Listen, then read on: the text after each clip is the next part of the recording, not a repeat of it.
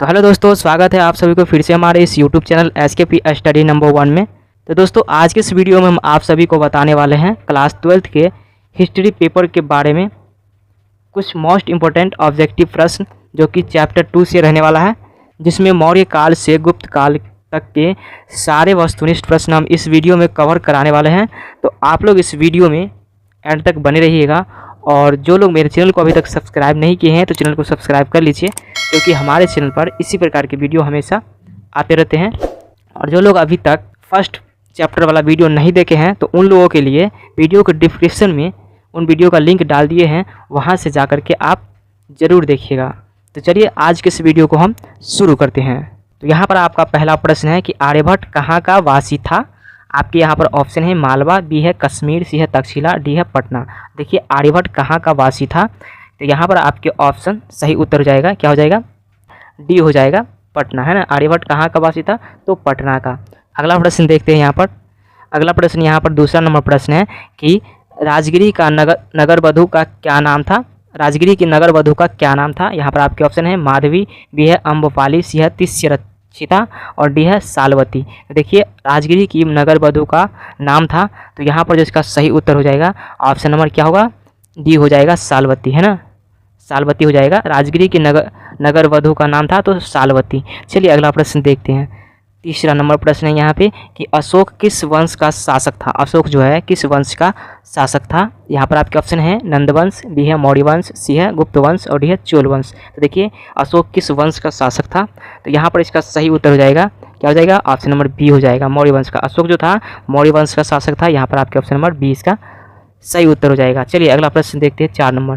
तो 4 नंबर प्रश्न में है कि अशोक का व्यक्तिगत धर्म क्या था। अशोक का जो व्यक्तिगत धर्म था वो क्या था। ऑप्शन में है बौद्ध धर्म, बी है जैन धर्म, सी है शैव धर्म और डी है वैष्णव धर्म। देखिए अशोक का जो व्यक्तिगत धर्म था तो क्या था, तो बौद्ध धर्म था। यहाँ पर आपके ऑप्शन नंबर ए हो जाएगा, बौद्ध धर्म। अशोक का जो व्यक्तिगत धर्म क्या था, तो बौद्ध धर्म था। चलिए अगला प्रश्न देखते हैं 5 नंबर। देखिए 5 नंबर प्रश्न में है कि मौर्यकालीन कलिंग राज्य कहाँ स्थित था। मौर्यकालीन जो है कलिंग राज्य कहाँ स्थित था। आपके ऑप्शन है यहाँ पे बिहार, बी है बंगाल, सी है उड़ीसा, डी है मध्य प्रदेश। देखिए मौर्यकालीन कलिंग राज्य जो है कहाँ स्थित था, तो ये उड़ीसा में था। यहाँ पर आपके ऑप्शन नंबर सी हो जाएगा, उड़ीसा।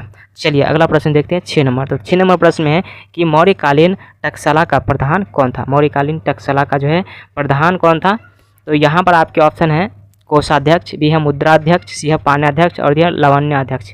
तो मौर्य कालीन टकसाला का प्रधान कौन था, तो ये था पाण्याध्यक्ष। तो यहाँ पर आपके ऑप्शन नंबर जो है सी हो जाएगा, पाण्याध्यक्ष।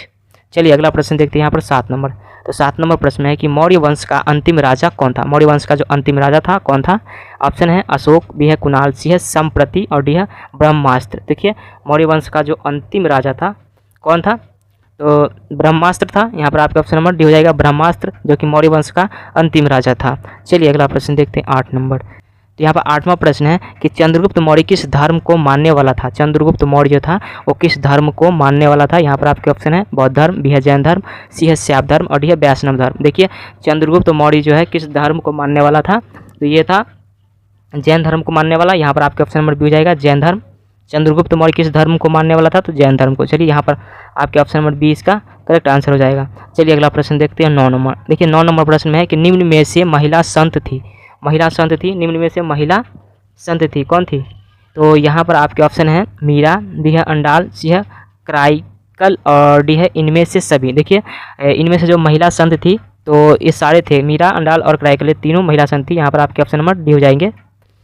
अगला प्रश्न 10 नंबर है कि धर्म की शुरुआत किसने की थी। धर्म की शुरुआत किसने की थी। यहाँ पर आपके ऑप्शन है चंद्रगुप्त मौर्य, बी है चंद्रगुप्त विक्रमादित्य, सी है अशोक और डी है कनिष्क। देखिए धर्म की शुरुआत किसने की थी, तो अशोक ने की थी। यहाँ पर आपके ऑप्शन नंबर सी हो जाएंगे, अशोक, जो कि धर्म की शुरुआत की थी। तो दोस्तों अभी तक हमने 10 प्रश्न कंप्लीट कराए हैं। अगर आप लोग मेरे चैनल पर पहली बार आए हो तो आप लोग चैनल को सब्सक्राइब कर लीजिए, ताकि आने वाले वीडियो का जो नोटिफिकेशन है आप लोगों तक पहुँचता रहे। तो चलिए अगला प्रश्न देखते हैं। तो यहाँ पर अगला प्रश्न है 11 नंबर कि मौर्य वंश का संस्थापक कौन था। मौर्य वंश का जो संस्थापक था कौन था। यहाँ पर आपके ऑप्शन है चंद्रगुप्त, बी है बिंदुसार, सी है अशोक और डी है कुणाल। तो मौर्य वंश का जो संस्थापक था कौन था, यहाँ पर आपके ऑप्शन नंबर ए हो जाएंगे, चंद्रगुप्त, है ना। मौर्य वंश का संस्थापक चंद्रगुप्त था। यहाँ पर आपके ऑप्शन नंबर ये इसका करेक्ट आंसर हो जाएगा। चलिए अगला प्रश्न देखते हैं 12 नंबर। देखिए 12 नंबर प्रश्न में है कि चंद्रगुप्त की मृत्यु कहाँ हुई थी। चंद्रगुप्त की मृत्यु जो हुई थी कहाँ हुई थी। ऑप्शन है पाटलिपुत्र, बी है तक्षशिला, सी है सरमबेल गोला और डी है उज्जैन। तो यहाँ पर जो इसका सही उत्तर हो जाएगा चंद्रगुप्त की मृत्यु कहाँ हुई थी, तो इसका जो मृत्यु हुई थी सरमबेल गोला में हुआ था। यहाँ पर आपके ऑप्शन नंबर जो है सी इसका करेक्ट आंसर हो जाएगा। चलिए अगला प्रश्न देखते हैं 13 नंबर। तो 13 नंबर प्रश्न में है कि इलाहाबाद प्रस्थिति का लेखक कौन है। इलाहाबाद प्रस्थिति का जो लेखक है कौन है।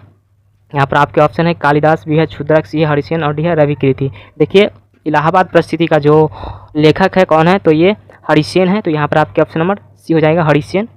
चलिए अगला प्रश्न देखते हैं 14 नंबर। तो 14 नंबर प्रश्न में है कि कालिदास किसके समकालीन थे। कालिदास जो थे वो किसके समकालीन थे। यहाँ पर आपके ऑप्शन है अशोक, बी है समुद्रगुप्त और डी है चंद्रगुप्त और सी है चंद्रगुप्त और डी है कनिष्क। तो यहाँ पर जिसका सही उत्तर हो जाएगा ऑप्शन नंबर सी हो जाएगा चंद्रगुप्त, है ना। कालिदास किसके समकालीन थे, तो चंद्रगुप्त के समकालीन थे। चलिए अगला प्रश्न देखते हैं यहाँ पर 15 नंबर। तो 15 नंबर प्रश्न में है कि धर्म विजय का उल्लेख अशोक के किस शिलालेख में है। धर्म विजय का जो है उल्लेख है अशोक के किस शिलालेख में है। तो यहाँ पर आपके ऑप्शन है 10वें, बी है 11वें, सी है 12वें और डी है 13वें। देखिए धर्म विजय का जो उल्लेख है अशोक के किस शिलालेख में, तो ये 13वें शिलालेख में है। यहाँ पर आपके ऑप्शन नंबर डी हो जाएगा 13वें। चलिए अगला प्रश्न देखते हैं 16 नंबर। 16 नंबर प्रश्न में है कि जीवक ने वैद्य की शिक्षा कहाँ से पाई। जीवक ने जो है वैद्य की शिक्षा कहाँ से पाई।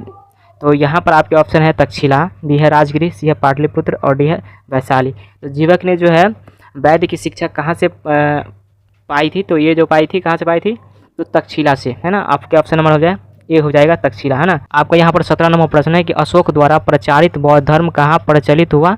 यहाँ पर आपके ऑप्शन है सीरिया, बी है ब्रिटेन, सी है श्रीलंका, डी है जापान। तो अशोक द्वारा प्रचारित बौद्ध धर्म जो है कहाँ प्रचलित हुआ, तो ये हुआ था श्रीलंका में प्रचलित हुआ। यहाँ पर आपके ऑप्शन नंबर सी इसका करेक्ट आंसर हो जाएगा। चलिए अगला प्रश्न देखते हैं यहाँ पर 18 नंबर।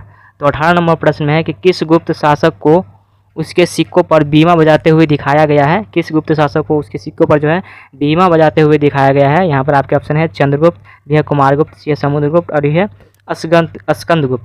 तो यहाँ पर जो इसका सही उत्तर हो जाएगा क्या हो जाएगा, ऑप्शन नंबर यहाँ पर सी हो जाएगा समुद्रगुप्त को, है ना। समुद्रगुप्त को जो है सिक्कों पर जो है बीमा बजाते हुए दिखाया गया है। चलिए अगला प्रश्न देखते हैं यहाँ पर 19 नंबर। तो 19 नंबर प्रश्न में है कि नालंदा विश्वविद्यालय के छात्र थे। नालंदा विश्वविद्यालय के छात्र थे। यहाँ पर आपके ऑप्शन है फरहान, बी है वेनसंग, सी है हर्ष और डी है कुमारगुप्त। देखिए नालंदा विश्वविद्यालय के छात्र कौन थे, यहाँ पर आपके ऑप्शन नंबर हो जाएंगे बी हो जाएंगे वेनसंग, जो कि नालंदा विश्वविद्यालय के छात्र थे। चलिए अगला प्रश्न देखते हैं यहाँ पर 20 नंबर। देखिए 20 नंबर प्रश्न में है कि अर्थशास्त्र की रचना कब हुई थी। अर्थशास्त्र की जो रचना हुई थी कब हुई थी। यहाँ पर आपके ऑप्शन है 2वीं शताब्दी में, बी है 3वीं शताब्दी में, सी है 4वीं शताब्दी में और डी है 5वीं शताब्दी में। तो अर्थशास्त्र की जो रचना कब हुई थी, तो ये हुई थी 3वीं शताब्दी में। तो यहाँ पर आपके ऑप्शन नंबर बी हो जाएंगे 3वीं शताब्दी में, है ना। चलिए अगला प्रश्न देखते हैं 21 नंबर। तो 21 नंबर प्रश्न में है कि पंचतंत्र की रचना किसने की। पंचतंत्र की जो रचना की किसने की, यहाँ पर आपके ऑप्शन है आर्यभट्ट, बी है बारा मिहिर, सी है कालिदास और डी है विष्णु शर्मा। तो पंचतंत्र की रचना किसने की, तो यहाँ पर आपके ऑप्शन नंबर डी हो जाएंगे विष्णु शर्मा, जो कि पंचतंत्र की रचना की। तो दोस्तों आज का ये वीडियो आपको कैसा लगा आप लोग मुझे कमेंट करके बताइएगा। फिर मिलते हैं किसी नेक्स्ट वीडियो में, तब तक के लिए जय हिंद, वंदे मातरम।